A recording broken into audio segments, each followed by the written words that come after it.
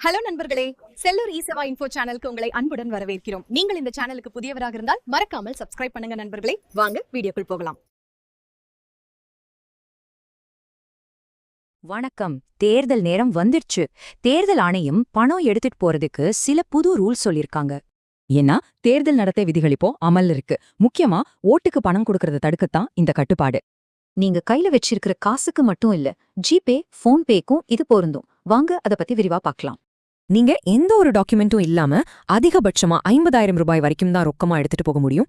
அப்போ 50,000க்கு மேல எடுத்துட்டு போனா அதுக்கு முறையான ஆவணங்கள் உங்ககிட்ட கண்டிப்பா இருக்கணும். அந்த டாக்குமெண்ட்ஸ்ல பணம் எங்கிருந்து வந்துச்சு, எதுக்காக கொண்டு போறீங்கன்னு தெளிவா சொல்லியிருக்கணும். ஆனா இதுல ஒரு விதிவிலக்கு இருக்கு. மெடிக்கல் எமர்ஜென்சினா ஹாஸ்பிட்டல் பில் காட்டினா போதும் பணத்தை திருப்பி கொடுத்துருவாங்க. சரி, உங்ககிட்ட எல்லா டாக்குமெண்ட்டும் இருக்கு, ஆனாலும் பணத்தை புடிச்சிட்டாங்கன்னா என்ன பண்றது? ஃபர்ஸ்ட் ஸ்டெப்பு, இது ஓட்டுக்கு போற பணம் இல்லைன்னு நீங்க எழுத்துப்பூர்வமா ஒரு லெட்டர் கொடுக்கணும். அடுத்து அதிகாரிகள் நீங்க கொடுத்த ஆதாரங்களை சரிபார்ப்பாங்க. எல்லாம் கரெக்டா இருந்துச்சுன்னா உங்க பணம் பத்திரமா உங்க கைக்கு வந்துடும். இதுலயும் ஏதாவது பிரச்சனைனா மாவட்ட குறை தீர்க்கும் குழு கிட்ட நீங்க அப்பீல் பண்ணலாம். சரி, ரொக்க பணத்தை பத்தி பார்த்தாச்சு. இப்போ ஆன்லைன் டிரான்சாக்ஷன்ஸ் விஷயத்துக்கு வருவோம். நீங்க ஒரே டிரான்சாக்ஷன்ல 10 லட்சம் ரூபாய்க்கு மேல அனுப்ப முயற்சி பண்ணா பேங்க் உடனே ரிப்போர்ட் பண்ணிடும்.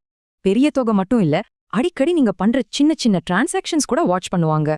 அதாவது ஒரு நாளைக்கு 50, 100ன்னு அதிகமா யூபிஐ டிரான்சாக்ஷன் பண்ணா உங்க அக்கவுண்ட்டையும் கண்காணிப்பாங்க.